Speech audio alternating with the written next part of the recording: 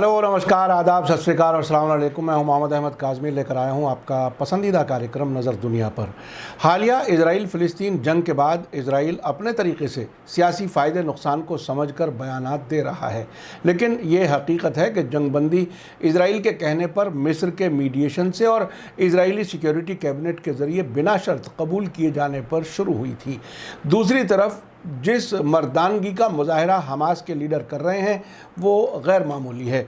अभी जंग बंदी को तकरीबन एक हफ़्ता ही गुजरा है कि हमास ने गज़ा में जंग की एक्सरसाइज फिर से करना शुरू कर दी है, जिससे महसूस होता है कि वो एक बार फिर जल्द ही जंग की तैयारी कर रहे हैं। एक बहुत ही अहम वाक़े में हमास के लीडर याह्या सिनवार ने इजराइल की तरफ से कत्ल की धमकी के बावजूद वेडनेसडे को इजराइल को चैलेंज करते हुए गज़ा में अपने दफ्तर से घर तक पैदल चलकर बता दिया है कि अगर हिम्मत है तो वो उन्हें कत्ल कर दे। इसके बाद इजराइल के मीडिया में हमास के लीडर की तारीफ़ की जाने लगी है और कहा जा रहा है कि इजराइल के बेंजामिन नेतन्याहू और बेनी गैंट्स के मुकाबले में सिनवार सच्चे लीडर हैं। उधर ब्रिटिश प्रेस में भी कहा जा रहा है कि हमास की गज़ा पट्टी में ही नहीं बल्कि वेस्ट बैंक और यरूशलेम में भी मुसलमानों बल्कि ईसाइयों में भी मकबूलियत बढ़ रही है। साथ ही खबर है कि फ़िलिस्तीनी रेजिस्टेंस को सपोर्ट करने वाले सीरिया के प्रेसिडेंट बशार अल असद एक बार फिर इलेक्शन जीतकर अपने ओहदे पर बाकी रह गए हैं। ये सब खबरें इजराइल, अमेरिका और उनके चाहने वाले कुछ अरब मुल्कों के बादशाहों के लिए दिल दहलाने वाली हैं। आगे बढ़ने से पहले आपसे गुजारिश है कि अगर आपने अभी तक media star world YouTube channel subscribe नहीं किया है तो सब्सक्राइब कर लें और घंटी दबाना ना भूलें। और अगर आप हमें फेसबुक पर देख रहे हैं तो हमारे पेज को लाइक करें ताकि हमारी हर वीडियो की खबर आपको सही वक्त पर मिल सके। अगर हमारी खबर सच्ची और अच्छी लगे तो अपने व्हाट्सएप ग्रुप, फेसबुक, इंस्टाग्राम और ट्विटर अकाउंट पर ज़रूर शेयर करें ताकि मीडिया स्टार वर्ल्ड की खबरें दुनिया भर तक पहुँच सकें। आज की बड़ी खबर है कि इजराइल के साथ हालिया जंग के बाद हमास के हौसले बुलंद हैं। गज़ा में हमास की अल-क़स्साम ब्रिगेड ने कल फ़ौजी एक्सरसाइज की है। ऐसा लगता है कि उसने अगली जंग की तैयारी शुरू कर दी है। फ़िलिस्तीन के इंफॉर्मेशन और ब्रॉडकास्टिंग सेंटर ने थर्सडे को गज़ा पट्टी में हमास की फ़ौजी शाख इज़्ज़ुद्दीन क़स्साम ब्रिगेड की फ़ौजी एक्सरसाइज के कुछ फ़ोटो जारी किए हैं। उनके मुताबिक ये फ़ौजी मश्क साउथ गज़ा पट्टी के खान यूनुस इलाके में की गई है।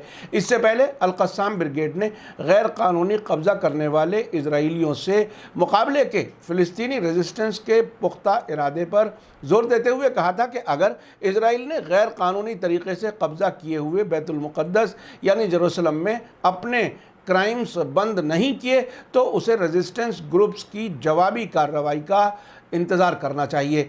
अल-क़स्साम ब्रिगेड ने बैतुल मुक़द्दस और मस्जिद अल अक़सा को फ़िलिस्तीनियों की रेड लाइन बताते हुए कहा है कि फ़िलिस्तीनी रेजिस्टेंस के मिज़ाइल अब भी तैयार हैं और फायर किए जाने के फ़ैसले का इंतज़ार कर रहे हैं। इसी बीच खबर है कि इजराइल के मीडिया ने हमास के लीडर याह्या सिनवार को अपने प्राइम मिनिस्टर बेंजामिन नेतन्याहू और डिफेंस मिनिस्टर बेनी गैंट्स के मुकाबले में ज़्यादा बहादुर और सच्चा बताया है। इजराइल के अखबार जेरूसलम पोस्ट ने लिखा है कि गज़ा पट्टी में हमास के लीडर इजराइल के लीडर से ज़्यादा बहादुर हैं। जेरूसलम पोस्ट ने अपने एक आर्टिकल में लिखा है कि इजरायली ज़िम्मेदारान इस बात की कोशिश कर रहे हैं कि हमास के सरबराह याह्या सिनवार के गज़ा पट्टी में खुले तौर पर सामने नहीं आने को इजरायली प्राइम मिनिस्टर और डिफेंस मिनिस्टर से डर की निशानी बताएं, लेकिन सच्चाई ये है कि याह्या अल सिनवार नेतन्याहू और बेनी गैंट्स दोनों से ज़्यादा बहादुर और सच्चे हैं और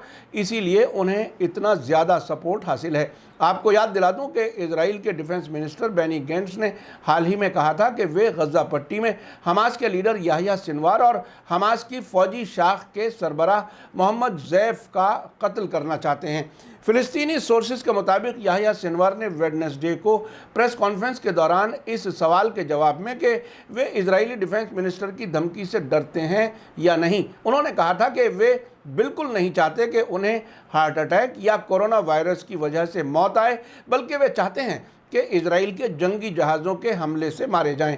उन्होंने इजरायली डिफेंस मिनिस्टर को चैलेंज करते हुए 60 منٹ کی مہلت دی تھی کہ اس دوران جب وہ پیدل اپنے گھر کی طرف جا رہے ہیں ان کا قتل کر دیں۔ اس پریس کانفرنس کے بعد یحییٰ سنور اپنے گھر تک پیدل ہی گئے اور اسرائیلی ان کا چیلنج قبول نہیں کر پائے۔ آپ کو یاد دلا دوں کہ ویڈنسڈے کو پریس کانفرنس کے موقع پر یحییٰ سنور نے دعویٰ کیا تھا کہ حماس کے پاس 1 منٹ میں 200 کلومیٹر کی رینج کے سینکڑوں میزائل اسرائیل پر فائر کرنے کی صلاحیت ہے۔ غزہ کا بچاؤ کرنے کے لیے ریزسٹنس نے جو کچھ حال ہی میں کر دکھایا ہے وہ اس کی طاقت کی صرف ایک جھلک ہے۔ حالیہ لڑائی کے آخری مرحلے میں قسام بریگیڈ نے ایک ساتھ 300 میزائل اسرائیل پر فائر کرنے کا پلان کینسل کر دیا تھا۔ ساتھ ہی انہوں نے بتایا تھا کہ غزہ میں ہم نے 500 کلومیٹر سے زیادہ لمبی سرنگیں بنا رکھی ہیں۔ اسرائیلی بمباری میں ان سرنگوں کو صرف 5% نقصان ہوا ہے۔ حماس کے لیڈر کا کہنا ہے کہ ان کے گروپ میں 10,000 لڑاکے مسجد الاقصیٰ کے بچاؤ میں ہر وقت جان دینے کے لیے تیار ہیں۔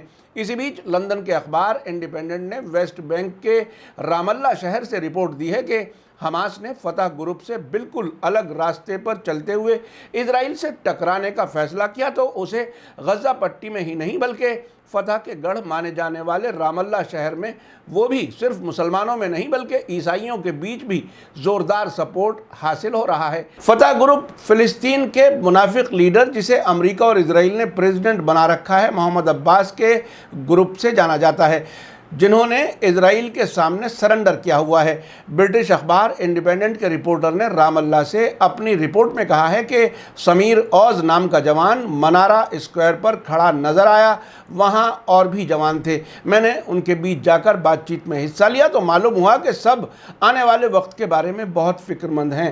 سمیر اوز کا کہنا تھا کہ رام اللہ میں کچھ بھی پر امید نظر نہیں آتا، ہر طرف صرف ویرانی اور تباہی ہے۔ یہ جوانوں کے بیچ عام احساس ہے۔ 23 سال کے سمیر کو بھاری غصہ ہے، اسرائیل پر نہیں بلکہ فتح کی لیڈرشپ پر بھی اتنا ہی غصہ ہے، کیونکہ وہ فلسطین ملک کے قیام کا وعدہ پورا کرنے میں ناکام رہے ہیں۔ یہی نہیں، وہ روزمرہ کی ضرورت کی چیزیں مہیا کرانے میں بھی ناکام ثابت ہوئے ہیں۔ انڈیپینڈنٹ آگے لکھتا ہے کہ حالیہ لڑائی کے بعد یہ بھی دیکھنے میں آیا ہے کہ اسرائیل کے اندر عرب آبادی اور اسرائیلی فورسز میں جھڑپیں شروع ہو گئی ہیں۔ یہ تب ہوا ہے جب اسرائیل غزہ پر میزائل برسا رہا تھا اور فلسطینی ریزسٹنس گروپ غزہ سے میزائل فائر کر رہے تھے۔ لندن کے انڈیپینڈنٹ اخبار کے رپورٹر کا کہنا ہے کہ جنگ بندی کا اعلان ہو جانے کے بعد بھی ویسٹ بینک میں اسرائیلی فورسز اور فلسطینیوں میں جھڑپیں ہوئیں، کیونکہ اسرائیلی فوجیوں نے سینکڑوں فلسطینیوں کو گرفتار کرنے کی کوشش کی تھی۔ انڈیپینڈنٹ کا کہنا ہے کہ فتح گروپ کی پاپولیرٹی اور بھروسہ پوری طرح سے ختم ہو چکا ہے، جبکہ حماس کا ہر طرف سپورٹ بڑھ رہا ہے۔ حماس کو اب ہر مذہب کے فلسطینی اس طاقت کے طور پر دیکھتے ہیں جو اسرائیل کا مقابلہ کرنے کی پوری صلاحیت رکھتی ہے۔ انڈیپینڈنٹ کی رپورٹ میں کہا گیا ہے کہ اب تو ویسٹ بینک کے عیسائی بھی کہہ رہے ہیں کہ اس لڑائی میں حماس نے خود کو فلسطینیوں کے مضبوط نمائندے کے طور پر ثابت کیا ہے۔ اب وہ صرف غزہ پٹی ہی نہیں بلکہ ویسٹ بینک اور قدس یعنی یروشلم کے اندر بھی عزت کی نظر سے دیکھے جاتے ہیں۔ عیسائی سیاسی لیڈر اور فارمر منسٹر حنان اشرفی نے کہا ہے کہ ہم قدس اور رام اللہ میں لوگوں کے ہاتھوں میں حماس کے جھنڈے دیکھ رہے ہیں، یہ پہلے کبھی نہیں ہوا۔ حماس بہت آگے جا چکا ہے اور نوجوانوں کے بیچ اس کا سپورٹ لگاتار بڑھ رہا ہے، یہاں تک کہ عیسائیوں کے بیچ بھی ایسی ہی حالت ہے۔ اسی بیچ فلسطینی ریزسٹنس کو سپورٹ کرنے والے سیریا کے پریزیڈنٹ بشار الاسد پھر سے بھاری ووٹوں سے پریزیڈنٹ چنے گئے ہیں۔ انہیں ایران اور حزب اللہ اور حماس کے بیچ کی اہم کڑی سمجھا جاتا ہے، اسی لیے 2011 میں ان کے خلاف تحریک شروع کرائی گئی تھی اور داعش اور کئی گروپس کے ٹیررسٹس کو ملک کے اندر بھیجنے میں امریکہ، اسرائیل، ترکی اور سعودی عرب جیسے ملکوں نے مدد کی تھی، جنہیں بعد میں سیریا نے روس، ایران اور لبنان کے حزب اللہ کی مدد سے ناکام کر دیا تھا۔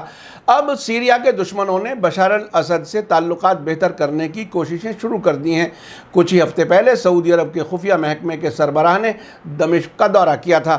سیریا کی نیوز ایجنسی سنا کے مطابق وہاں کی پارلیمنٹ کی اسپیکر حمودہ صبارہ نے آج ہی صبح ایک پریس کانفرنس میں بتایا ہے کہ بشار الاسد کو پریزیڈنٹ الیکشن میں 95% ووٹ ملے ہیں۔ ان کا کہنا تھا کہ چناؤ میں حصہ لینے والے 1 کروڑ 42,39,000 वोटर्स में से 1,35,40,360 लोगों ने बशार अल असद को वोट दिए हैं। दूसरे उम्मीदवार महमूद मरई को 4,70,276, जबकि एक और उम्मीदवार अब्दुल्ला को 2,13,968 वोट मिले हैं। आपको बता दूं कि बशार अल असद जुलाई 2000 से मुल्क के प्रेसिडेंट हैं। उनसे पहले उनके वालिद हाफिज अल असद प्रेसिडेंट थे। आपने देखा कि गजा में इजराइल के 11 दिन तक बमबारी के नतीजे में 254 फिलिस्तीनियों के मारे जाने और दर्जनों कई मंजिला रिहायशी इमारतों के तबाह होने के बाद भी हमास के हौसले कितने बुलंद हैं। हमास के लीडर याह्या सिनवार ने जिस तरह से इजराइल को चैलेंज करके 1 घंटे का वक्त देकर दफ्तर से घर तक पैदल सफ़र तय किया है, फिर भी इजराइल की हमला करने की हिम्मत नहीं हुई, ये एक बहुत बड़ा वाक़या है। इससे ये बात साफ है कि अब हमास का न सिर्फ फ़िलिस्तीनी लोगों में बल्कि इलाके के मुल्कों में मौजूद रेजिस्टेंस फोर्सेस की मजबूत सपोर्ट है। अब से पहले हिजबुल्लाह के लीडर हसन नसरुल्लाह कह चुके हैं कि अगर फिर से जंग शुरू हुई और इलाकाई जंग में तब्दील हुई तो इजराइल पूरी तरह से तबाह हो जाएगा।